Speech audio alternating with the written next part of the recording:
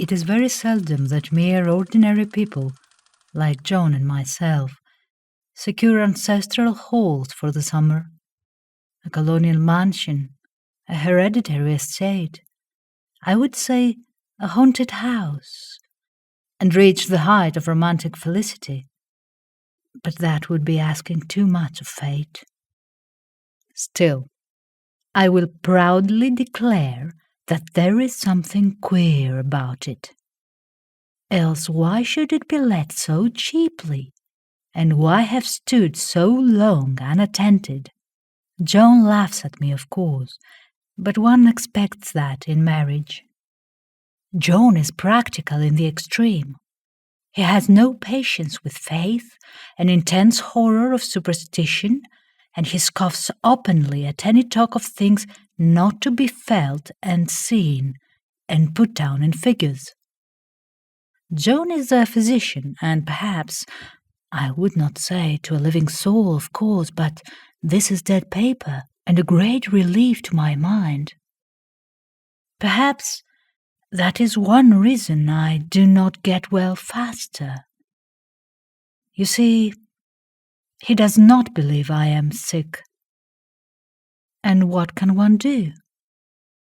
If a physician of high standing and one's own husband assures friends and relatives that there is really nothing the matter with one but temporary nervous depression, a slight hysterical tendency, what is one to do?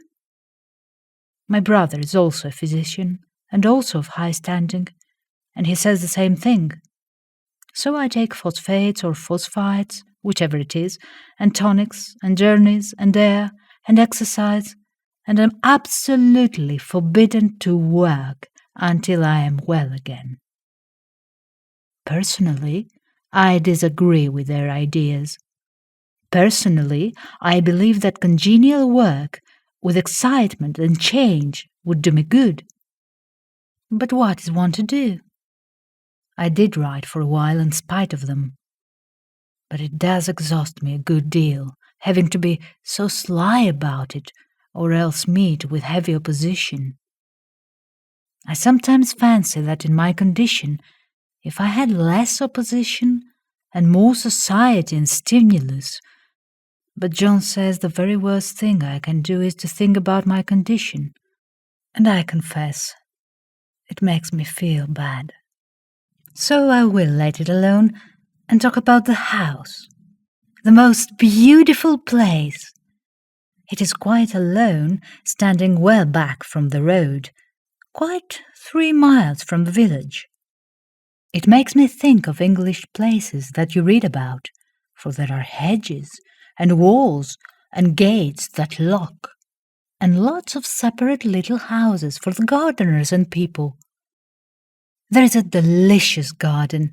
I never saw such a garden, large and shady, full of box-bordered paths and lined with long grape-covered arbors with seats under them.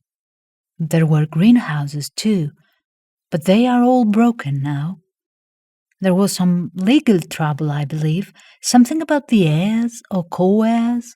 Anyhow, the place has been empty for years.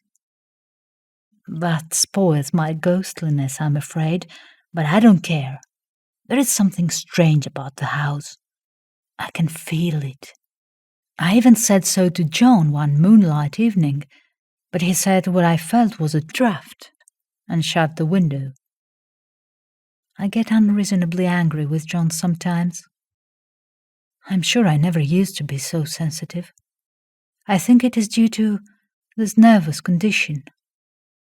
But John says if I feel so, I shall neglect proper self-control, so I take pains to control myself, before him at least. And that makes me very tired. I don't like our room a bit. I wanted one downstairs that opened on a piazza and had roses all over the window and such pretty old-fashioned chintz hangings. But John would not hear of it. He said there was only one window and not room for 2 beds, and no near room for him if he took another. He is very careful and loving, and hardly lets me stir without special direction. I have a scheduled prescription for each hour in the day. He takes all care from me, and so I feel basically ungrateful not to value it more. He said we came here solely on my account, that I was to have perfect rest and all the air I could get. Your exercise depends on your strength, my dear, said he, and your food somewhat on your appetite. But the air you can absorb all the time. So we took the nursery at the top of the house. It is a big, airy room, the whole floor nearly, with windows that look all ways, and air and sunshine galore. It was nursery first, and then playground and gymnasium, I should judge, for the windows are barred for little children, and there are rings and things on the walls. The paint and paper look as if a boys' school had used it. It is stripped off, the paper, in great patches, all around the head of my bed, about as far as I can reach, and in a great place on the other side of the room, low down. I never saw a worse paper in my life. One of those sprawling, flamboyant patterns committing every artistic sin. It is dull enough to confuse the eye in following, pronounced enough to constantly irritate and provoke study, and when you follow the lame, uncertain curves for a little distance, they suddenly commit suicide, plunge off at outrageous angles, destroy themselves in unheard-of contradictions. The color is repellent, almost revolting, a smouldering, unclean yellow, strangely faded by the slow-turning sunlight.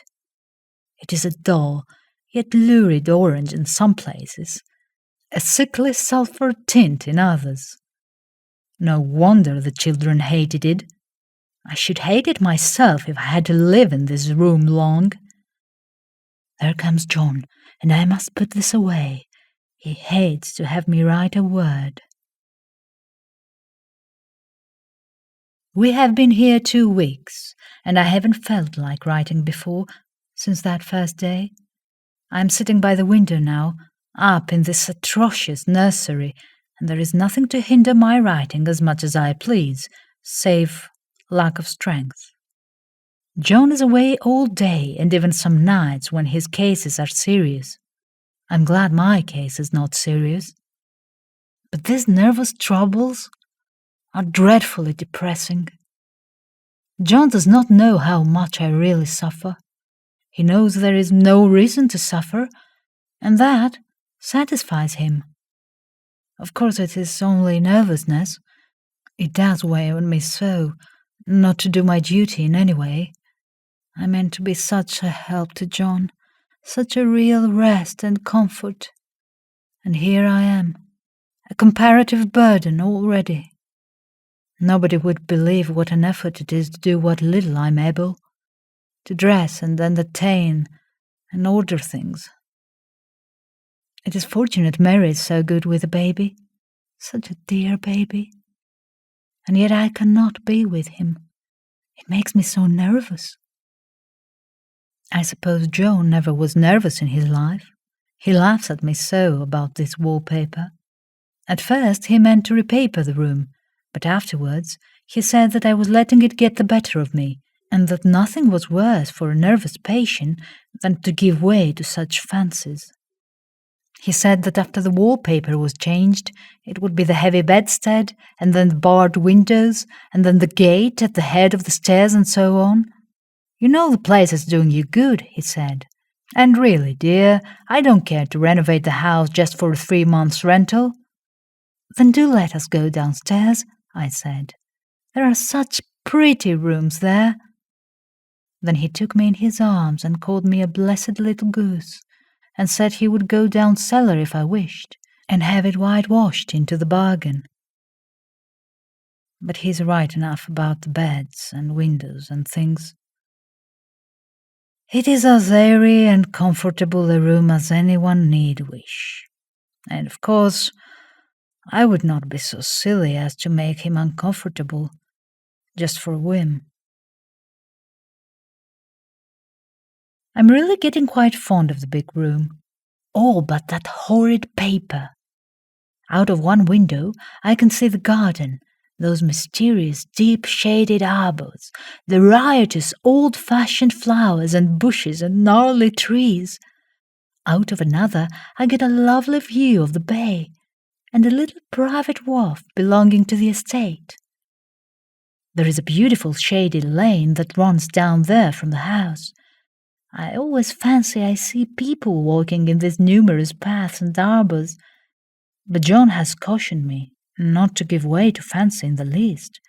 He says that with my imaginative power and habit of story-making, a nervous weakness like mine is sure to lead to all manner of excited fancies, and that I ought to use my will and good sense to check the tendency. So I try.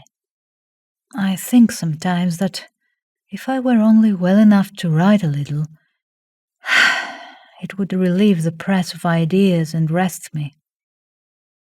But I find I get pretty tired when I try. It is so discouraging not to have any advice and companionship about my work. When I get really well, John says we will ask Cousin Henry and Julia down for a long visit. But he says he would as soon put fireworks in my pillowcase as to let me have those stimulating people about now. I wish I could get well faster. But I must not think about that. This paper looks to me as if it knew what a vicious influence it had. There is a recurrent spot where the pattern lolls like a broken neck, and two bulbous eyes stare at you upside down. I get positively angry with the impertinence of it and the everlastingness. Up and down and sideways they crawl, and those absurd, unblinking eyes are everywhere. There is one place where two breaths didn't match, and the eyes go all up and down the line, one a little higher than the other. I never saw so much expression in an inanimate thing before, and we all know how much expression they have. I used to lie awake as a child and get more entertainment and terror out of blank walls and plain furniture than most children could find in a toy store. I remember what a kindly wink the knobs of our big old bureau used to have, and there was one chair that always seemed like a strong friend. I used to feel that if any of the other things looked too fierce, I could always hop into that chair and be safe. The furniture in this room is no worse than in Harmonious, however, for we had to bring it all from downstairs. I suppose when this was used as a playroom, they had to take the nursery things out, and no wonder. I never saw such ravages as the children have made here. The wallpaper, as I said before, is torn off in spots, and it sticketh closer than a brother. They must have had perseverance as well as hatred. Then the floor is scratched and gouged and splintered, the plaster itself is dug out here and there, and this great heavy bed, which is all we found in the room, looks as if it had been through the walls. But I don't mind it a bit, only the paper. There comes John's sister. Such a dear girl she is, and so careful of me. I must not let her find me writing. She is a perfect, an enthusiastic housekeeper, and hopes for no better profession. I verily believe she thinks it is the writing which made me sick. But I can write when she is out and see her a long way off from these windows. There is one that commands the road, a lovely, shaded, winding road, and one that just looks off over the country. A lovely country, too, full of great elms and velvet meadows. The wallpaper has a kind of sub-pattern in a different shade, a particularly irritating one, for you can only see it in certain lights, and not clearly then. But in the places where it isn't faded and where the sun is just so, I can see a strange, provoking, formless sort of figure that seems to sulk about behind that silly and conspicuous front design. There's Sister on the stairs. Well, the 4th of July is over. The people are gone and I am tired out. John thought it might do me good to see a little company, so we just had Mother and Nellie and the children down for a week. Of course I didn't do a thing. Jenny sees to everything now. But it tired me all the same. John says if I don't pick up faster, he shall send me to Weir Mitchell in the fall. But I don't want to go there at all. I had a friend who was in his hands once, and she says he is just like John and my brother, only more so. Besides, it is such an undertaking to go so far. I don't feel as if it was worthwhile to turn my hand over for anything, and I'm getting dreadfully fretful and querulous. I cry at nothing, and cry most of the time. Of course I don't when John is here or anybody else, but when I'm alone, and I am alone a good deal just now. John is kept in town very often by serious cases, and Jenny is good and lets me alone when I want her to. So I walk a little in the garden or down that lovely lane, sit on the porch under the roses, and lie down up here a good deal. I'm getting really fond of the room, in spite of the wallpaper. Perhaps because of the wallpaper. It dwells in my mind so. I lie here on this great immovable bed, it is nailed down, I believe, and follow that pattern about by the hour. It is as good as gymnastics, I assure you. I start, we'll say, at the bottom, down in the corner over there where it has not been touched, and I determine for the 1000th time that I will follow that pointless pattern to some sort of conclusion. I know a little of the principle of design, and I know this thing was not arranged on any laws of radiation, or alteration, or repetition, or symmetry, or anything else that I ever heard of. It is repeated, of course, by the breadths, but not otherwise. Looked at it in one way, its breadth stands alone. The bloated curves and flourishes, a kind of debased Romanesque with delirium tremens, go waddling up and down in isolated columns of fatuity. But on the other hand, they connect diagonally, and the sprawling outlines run off in great slanting waves of optic horror, like a lot of wallowing seaweeds in full chase.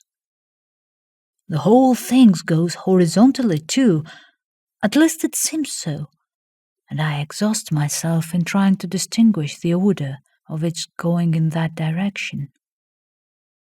They have used a horizontal breadth for a frieze, and that adds wonderfully to the confusion.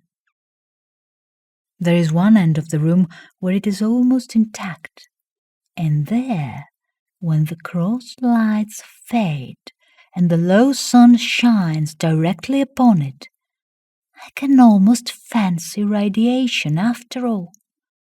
The interminable grotesques seem to form around a common center and rush off in headlong plunges of equal destruction. It makes me tired to follow it. I will take a nap, I guess. I don't know why I should write this. I don't want to. I don't feel able. And I know John would think it absurd. But I must say what I feel and think in some way. It is such a relief. But the effort is getting to be greater than the relief. Half the time now I'm awfully lazy and lie down ever so much. John says I mustn't lose my strength and has me take cod liver oil and lots of tonics and things, to say nothing of ale and wine and rare meat. Dear John, he loves me very dearly and hates to have me sick. I tried to have a real, earnest, reasonable talk with him the other day and tell him how I wish he would let me go and make a visit to Cousin Henry and Julia. But he said I wasn't able to go, nor able to stand it after I got there. And I did not make out a very good case for myself, for I was crying before I had finished. It is getting to be a great effort for me to think straight. Just this nervous weakness, I suppose.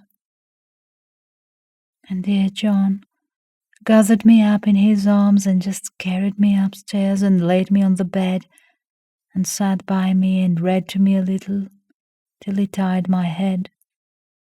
He said I was his darling and his comfort and all he had, and that I must take care of myself for his sake and keep well.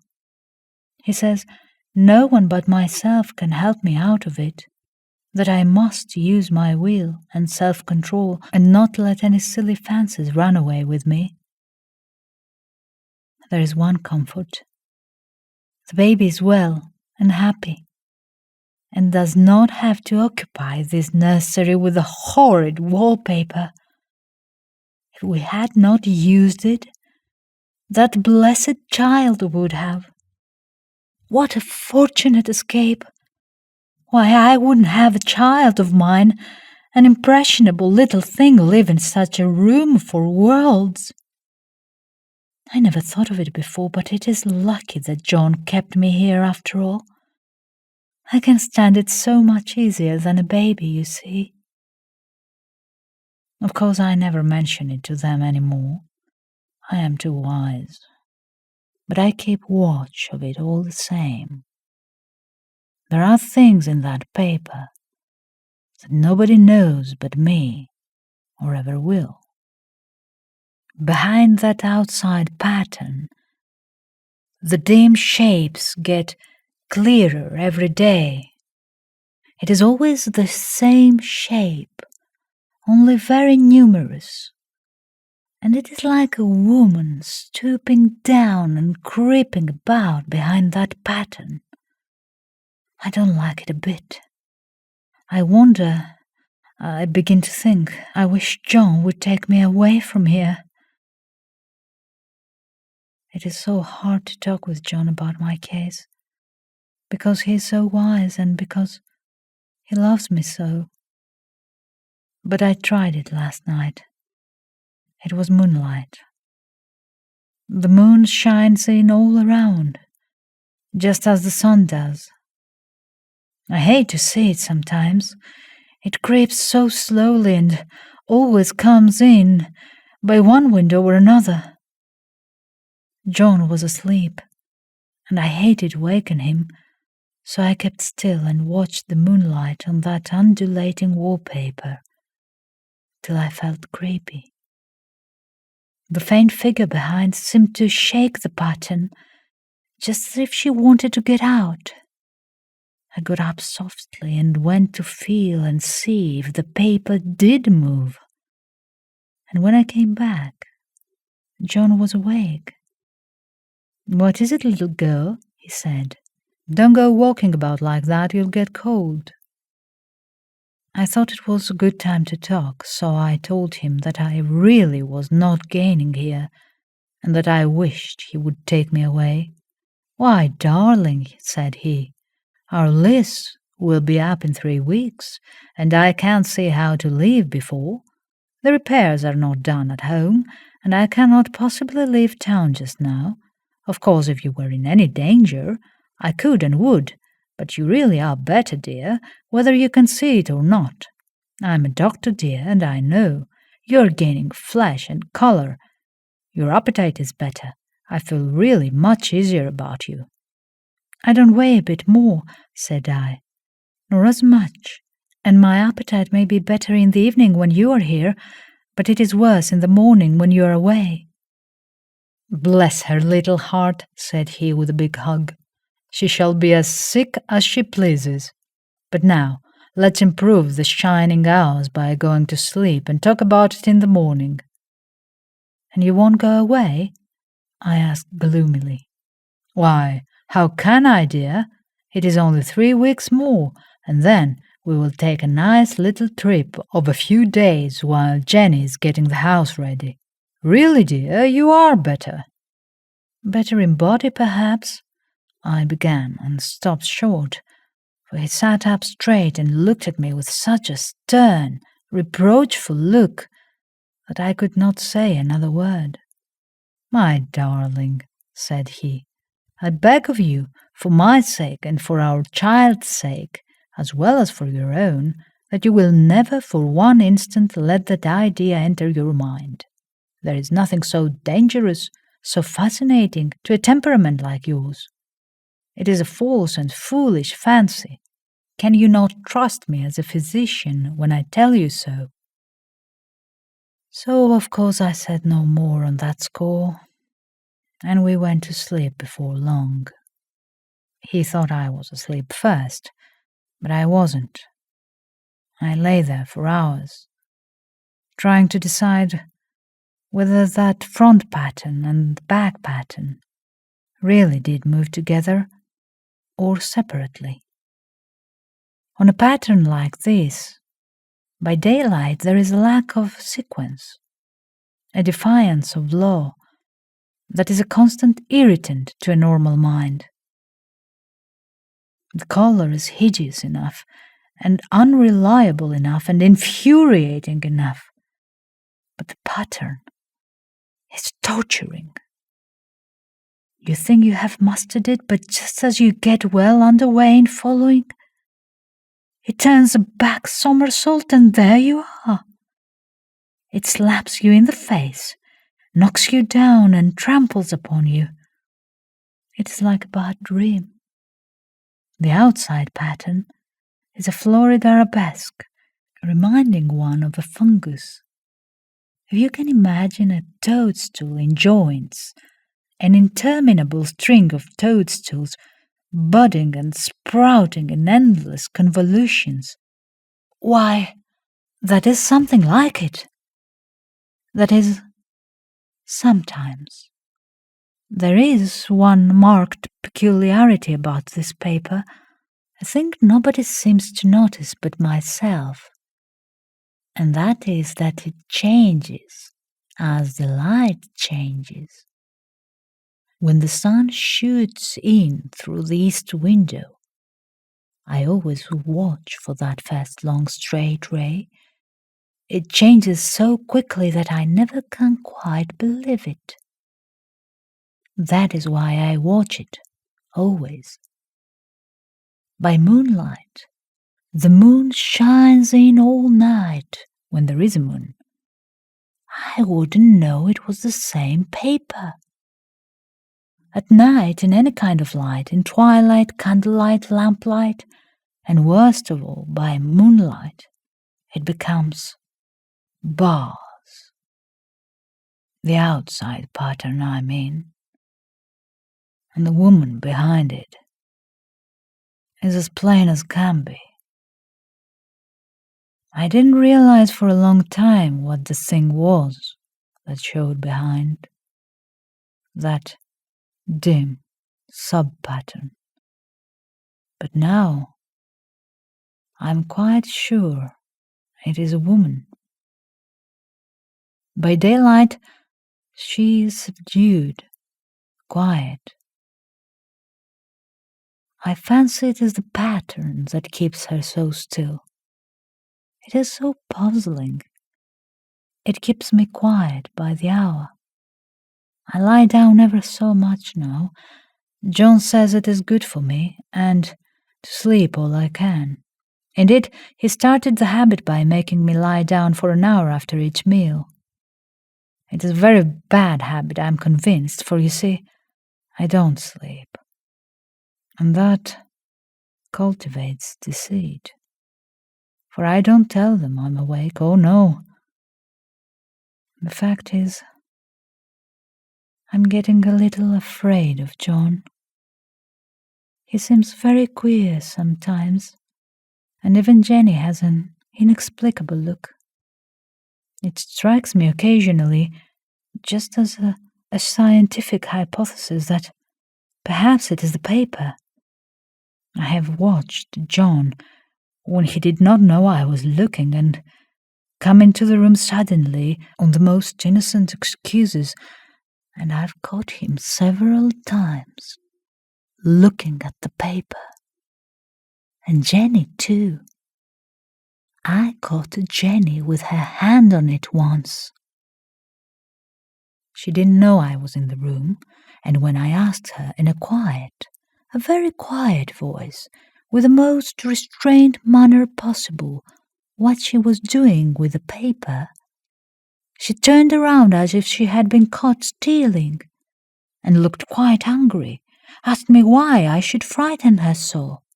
Then she said that the paper stained everything it touched, that she had found yellow smooches on all my clothes and John's, and she wished we would be more careful. Did that not sound innocent? But I know she was studying the pattern, and I'm determined that nobody shall find it out but myself. Life is very much more exciting now than it used to be. You see, I have something more to expect, to look forward, to watch. I really do eat better and am more quiet than I was. John is so pleased to see me improve. He laughed a little the other day and said I seemed to be flourishing in spite of my wallpaper. I turned it off with a laugh. I had no intention of telling him it was because of the wallpaper. He would make fun of me. He might even want to take me away. I don't want to leave now until I have found it out. There is a week more, and I think that will be enough. I'm feeling ever so much better. I don't sleep much at night, for it is so interesting to watch developments, but I sleep a good deal in the daytime. In the daytime it is tiresome and perplexing. There are always new shoots on the fungus and new shades of yellow all over it. I cannot keep count of them, though I have tried conscientiously. It is the strangest yellow, that wallpaper. It makes me think of all the yellow things I ever saw. Not beautiful ones like buttercups, but old, foul, bad yellow things. But there is something else about that paper. The smell. I noticed it the moment we came into the room, but with so much air and sun, it was not bad. Now we have had a week of fog and rain, and whether the windows are open or not, the smell is here. It creeps all over the house. I find it hovering in the dining room, skulking in the parlor, hiding in the hall, lying in wait for me on the stairs. It gets into my hair. Even when I go to ride, if I turn my head suddenly and surprise it, there is that smell. Such a peculiar odor, too. I have spent hours in trying to analyze it, to find what it smelled like. It is not bad at first and very gentle, but quite the subtlest, most enduring odor I ever met. In this damp weather, it is awful. I wake up in the night and find it hanging over me. It used to disturb me at first. I thought seriously of burning the house to reach the smell. But now I'm used to it. The only thing I can think of that it is like is the color of the paper. A yellow smell. There is a very funny mark on this wall, low down near the mopboard. A streak that runs round the room. It goes behind every piece of furniture except the bed, a long, straight, even smooch, as if it had been rubbed over and over. I wonder how it was done and who did it, and what they did it for.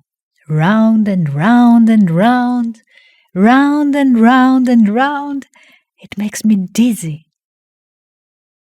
I really have discovered something at last. Through watching so much at night, when it changes so, I have finally found out. The front pattern does move, and no wonder. The woman behind shakes it. Sometimes I think there are a great many women behind, and sometimes only one, and she crawls around fast, and her crawling shakes it all over. Then in the very bright spots, she keeps still, and in the very shady spots, she just takes hold of the bars and shakes them hard. And she's all the time trying to climb through. But nobody could climb through that pattern. It strangles so. I think that is why it has so many heads.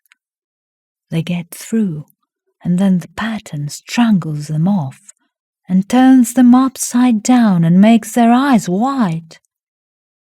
If those heads were covered or taken off, it would not be half so bad. I think that woman gets out in the daytime, and I'll tell you why, privately. I've seen her. I can see her out of every one of my windows. It is the same woman, I know, for she is always creeping, and most women do not creep by daylight. I see her on that long shaded lane, creeping up and down. I see her in those dark grape arbors, creeping all around the garden. I see her on that long road under the trees, creeping along, and when a carriage comes, she hides under the blackberry vines. I don't blame her a bit. It must be very humiliating to be caught creeping by daylight. I always lock the door when I creep by daylight. I can't do it at night, for I know John would suspect something at once. And John is so queer now that I don't want to irritate him. I wish he would take another broom. Besides, I don't want anybody to get that woman out at night but myself. I often wonder if I could see her out of all the windows at once. But turn as fast as I can only see out of one at one time. And though I always see her, she may be able to creep faster than I can turn. I have watched her sometimes away off in the open country, creeping as fast as a cloud shadow in a high wind. If only that top pattern could be gotten off from the under one. I mean to try it, little by little. I have found out another funny thing, but I shan't tell it this time. It does not do to trust people too much. There are only 2 more days to get this paper off, and I believe John is beginning to notice. I don't like the look in his eyes. And I heard him ask Jenny a lot of professional questions about me. She had a very good report to give. She said I slept a good deal in the daytime. John knows I don't sleep very well at night, for all I'm so quiet. He asked me all sorts of questions too, and pretended to be very loving and kind. as if I couldn't see through him. Still, I don't wonder he acts so, sleeping under this paper for 3 months. It only interests me, but I feel sure John and Jenny are secretly affected by it.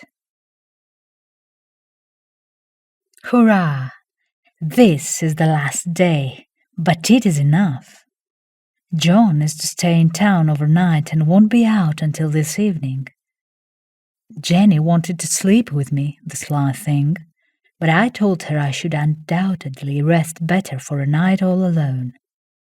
That was clever, for really, I wasn't alone a bit. As soon as it was moonlight and that poor thing began to crawl and shake the pattern, I got up and ran to help her. I pulled and shook, I shook and she pulled, and before morning we had peeled off yards of that paper, a strip about as high as my head and half around the room. And then when the sun came and that awful pattern began to laugh at me, I declared I would finish it today. We go away tomorrow, and they are moving all my furniture down again, to leave things as they were before. Jenny looked at the wall in amazement, but I told her merrily that I did it out of pure spite at the vicious thing. She laughed and said she wouldn't mind doing it herself, but I must not get tired. How she betrayed herself that time. But I'm here, and no person touches this paper but me. Not alive. She tried to get me out of the room. It was too patent. But I said it was so quiet and empty and clean now that I believed I would lie down again and sleep all I could, and not wake me even for dinner. I would call when I woke.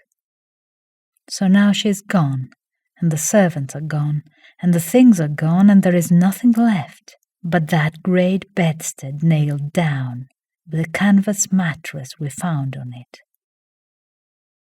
We shall sleep downstairs tonight and take the boat home tomorrow.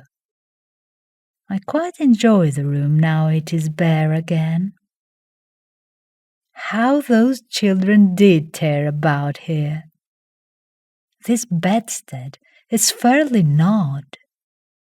But I must get to work. I have locked the door and thrown the key down into the front path. I don't want to go out, and I don't want to have anybody come in till John comes. I want to astonish him. I've got a rope up here that even Jenny did not find.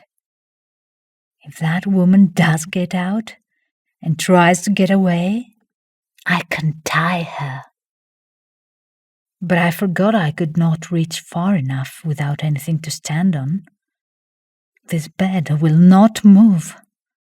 I tried to lift and push it until it was lame, and then I got so angry I bit off a little piece at one corner, but it hurt my teeth. Then I peeled off all the paper I could reach standing on the floor. It sticks horribly, and the pattern just enjoys it. All those strangled heads and bulbous eyes and waddling fungus growths just shriek with derision. I'm getting hungry enough to do something desperate. To jump out of the window would be admirable exercise, but the bars are too strong even to try. Besides, I wouldn't do it. Of course not. I know well enough that a step like that is improper, and might be misconstrued. I don't like to even look out of the windows. There are so many of those creeping women, and they creep so fast. I wonder if they all come out of that wallpaper, as I did. But I'm securely fastened now by my well-hidden rope. You don't get me out in the road there. I suppose I shall have to get back behind the pattern when it comes night, and that is hard. It is so pleasant to be out in this great room and creep around as I please. I don't want to go outside. I won't, even if Jenny asks me to. For outside you have to creep on the ground, and everything is green instead of yellow.